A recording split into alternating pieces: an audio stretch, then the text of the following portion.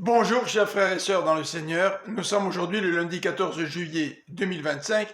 Voici le texte pour cette pensée biblique quotidienne, Néhémie chapitre 6, verset 1 jusqu'au chapitre 7, verset 4. En voici le titre.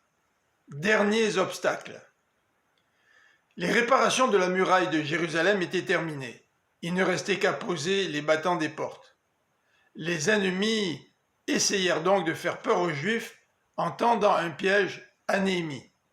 Sanballat et Geshem lui fixèrent 4 fois un rendez-vous. Cependant, Néhémie se méfiait et refusa à chaque fois de s'y rendre.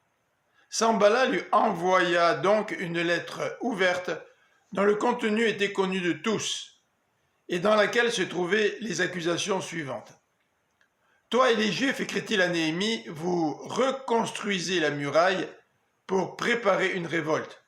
Tu prévois même devenir roi de Juda. Ce genre de rumeur va certainement parvenir aux oreilles de l'empereur. Il faudrait que nous nous rencontrions pour en parler.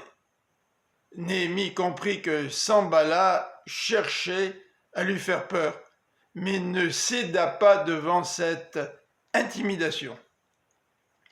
Sanballat et Tobia soudoyèrent ensuite un faux prophète pour qu'il invite Néhémie à entrer dans le sanctuaire du temple pour se protéger d'éventuels assassins. Ce dernier refusa d'accomplir un geste interdit par la loi, geste qui était seulement le privilège des prêtres. Néhémie comprit que ses ennemis voulaient le discréditer. Le piège était d'autant plus subtil que Tobia était lié par mariage avec des Juifs qui n'hésitaient pas à parler en bien de lui devant Néhémie et à lui rapporter toutes les paroles du gouverneur de Juda. Toutes ces tentatives ne permirent pas aux ennemis d'arrêter la rénovation de la muraille qui fut terminée en 52 jours. Jérusalem était vaste et sa population peu nombreuse. Néhémie prit donc des dispositions pour garantir la sécurité de la ville.